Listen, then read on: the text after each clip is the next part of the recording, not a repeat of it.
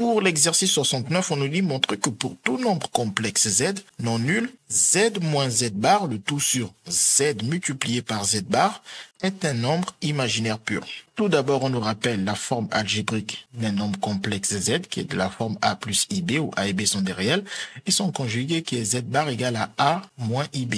Ce nombre complexe est un imaginaire pur si sa partie réelle a vaut 0. Et donc, si sa partie réelle a vaut 0, z est donc juste égal à ib et z bar juste à moins ib car les a valent 0. Et comme on remarque ici, c'est ib, c'est-à-dire z, on obtient alors que z bar est égal à moins z, si et seulement si ce nombre complexe z est un imaginaire pur.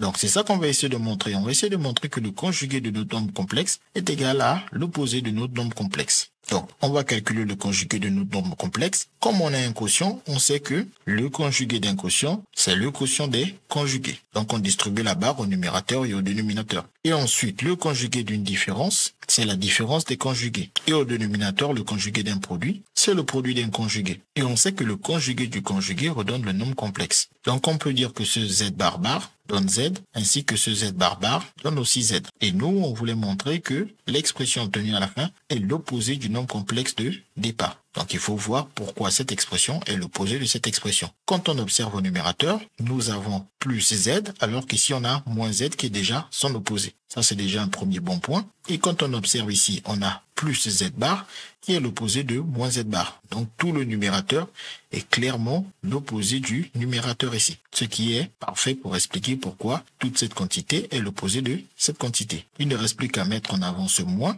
On peut alors écrire un moins avec des parenthèses. Comme on a mis un moins avec des parenthèses, on change les signes à l'intérieur des parenthèses. Parce qu'on sait que le moins se distribue tout en changeant les signes. Moins et moins, ça fait bien le plus qu'on avait. Et moins et plus, ça fait bien le moins qu'on avait. Et ensuite, ce moins, on peut le passer devant la barre de fraction. Ce qui nous laisse sur la barre de fraction, ce que nous avions dans la parenthèse. Et ensuite, on n'a plus qu'à changer l'ordre ici des termes grâce à la commutativité de l'addition. Et donc, une fois qu'on est là maintenant, on reconnaît exactement l'expression qui porte la barre. Ça veut dire que le conjugué de cette expression donne l'opposé de cette expression. C'est exactement le critère qu'on a ici pour dire que le nombre complexe est un imaginaire pur. Donc, notre nombre complexe est un imaginaire pur. On aurait aussi pu essayer de montrer que c'est un imaginaire pur parce que sa partie réelle vaut 0. Et donc, il faudrait trouver un moyen de faire apparaître sa partie réelle. On sait que la somme entre un nombre complexe et son conjugué, ça vaut 2 fois la partie réelle de ce nombre complexe. Donc, pour faire apparaître la partie réelle de ce nombre complexe,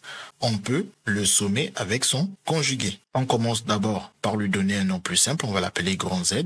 Et donc, quand je fais la somme de grand Z avec son conjugué, ça me donne ceci. Et ensuite, on a déjà vu comment distribuer cette barre d'après ce que nous avons expliqué précédemment, puisqu'on a déjà calculé ce conjugué. On peut donc directement reprendre le calcul final qu'on a obtenu ici. Ce qui me donne exactement ce nombre complexe, moi lui-même, c'est-à-dire 0. Mais on avait rappelé aussi que ce nombre complexe est 2 fois la partie réelle de grand Z. Donc, avoir montré que cette somme donne 0, sachant que cette somme c'est 2 fois la partie réelle de grand Z, on a donc montré que 2 fois la partie réelle de grand Z vaut 0. Ce qui permet de dire que la partie réelle de grand Z, c'est 0 sur 2, mais 0 sur 2, on peut directement mettre 0. Et il est temps de se souvenir que grand Z, c'est notre nombre complexe. Donc, on vient d'expliquer que la partie réelle de notre nombre complexe est nulle. Notre nombre complexe est alors un imaginaire pur. CQFD, ce qu'il fallait découvrir.